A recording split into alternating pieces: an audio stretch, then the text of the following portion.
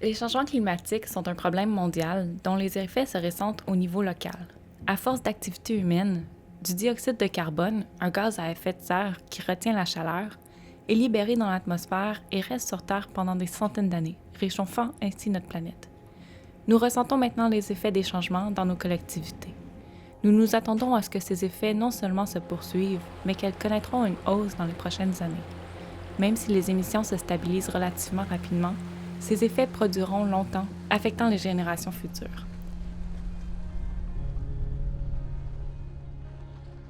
Climate change is a 12-month, 24 hours a day, 365-day event. Is it going to change? Well, it's already changed. How much it changes really depends on the rest of the world, on how serious they take this, and how serious they are about meeting their targets to reduce greenhouse gas emissions. Climate change adaptation is, I think at its core, it's adapting to the impacts of climate change and learning how to move forward in a changing environment. Afin de nous adapter aux nouveaux défis posés par ces gaz à long terme, nous devons répondre au changement climatique en stabilisant les gaz à effet de serre par la réduction des émissions, ainsi qu'en renforçant nos communautés et en modifiant la façon dont nous traitons l'environnement. C'est ce qu'on appelle l'adaptation. Adaptation is a series of deliberate and comprehensive actions that a community takes to help avoid, manage, or reduce the effects of climate change on human and natural systems. To ensure adaptation measures are relevant and effective for communities, we need to translate scientific information and Indigenous knowledge and ways of knowing into action and build regional capacity and adaptation expertise. This means working with Indigenous peoples and governments, including community-based initiatives to build capacity for adaptation action and address the specific risks they face due to a changing climate. Dans les régions polaires, le réchauffement de la planète est considérablement amplifié par rapport au reste du monde. Dans l'ensemble, l'Arctique est réchauffé de 2,5 degrés Celsius au cours des 100 dernières années, comparativement à des moyennes mondiales d'un peu moins de 1 degré. Ces changements sont encore plus importants pendant le mois d'hiver, où les taux de réchauffement ont doublé, voire triplé, par rapport au taux de réchauffement estival. Le réchauffement de l'atmosphère, combiné au réchauffement de l'océan, a entraîné la fonte des précieuses glaces de mer. L'étendue de la glace de mer diminue le plus rapidement au cours du mois d'automne et l'on a observé un déclin d'environ 13 % par décennie depuis 1979. Ces chiffres sont plus bas en hiver. L'épaisseur de la glace de mer s'amincit à des taux allant jusqu'à 10 cm par an. Smart Ice, lauréat du prix Inspiration Arctique et du prix Élan pour le changement des Nations Unies en 2016, s'attaque de front à ce problème. Smart Ice est une entreprise sociale intersectorielle qui s'efforce d'intégrer les connaissances traditionnelles aux données de la recherche sur la glace de mer. So in the Arctic, the climate has been changing for the last decade. It's not something that's necessarily in the future. So I think we need adaptation happening now to allow people to cope with what these new conditions are, the unpredictability of changing climate. Smart Ice integrates sensors on the ice, so technology and Inuit knowledge to make sea ice travel safer. So it gives the information almost in real time in some cases. Where is the ice dangerous? Where is it safe to travel on as normal? So Smart Ice is actually a working climate change adaptation tool. And I think what that does is put directly into the hands of the community what they need to do to address climate change. Sur la côte du Labrador, Nain est le premier site qui a été développé par Smart Ice et où les prototypes de ces captures de glace de mer stationnaires ont été testés. Le projet demeure actif dans la communauté où il offrira une base pour le développement de futurs modèles de capteurs. We come from a small community and we hear about climate change all the time. The Labrador Current is water's made up of all the water in the north, and it flows down to the Labrador coast. If there's a change in a couple of degrees, it's amazing how much of an influence it has on our everyday lives. Like, we see changes just overnight. One of the instruments that we use, we call it the Smart Komutik. What we do is we try and get it out as soon as the ice forms, put the instrument in the ice, and then we just leave it and it freezes in. And then it distinguishes the temperature of the water, temperature of the sea ice, temperature of the snow, and temperature of the air, all one time. I think SmartIce has made a difference so far, because I mean, we're not just talking about knowledgeable people that use the sea ice.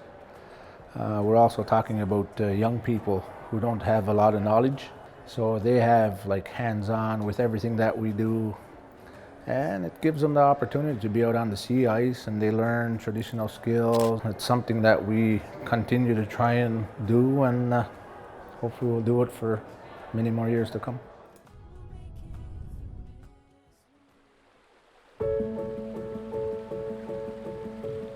Depuis l'an 2000, les scientifiques ont enregistré une augmentation de température de 1,2 degrés Celsius dans le pergélisol au nord du Canada.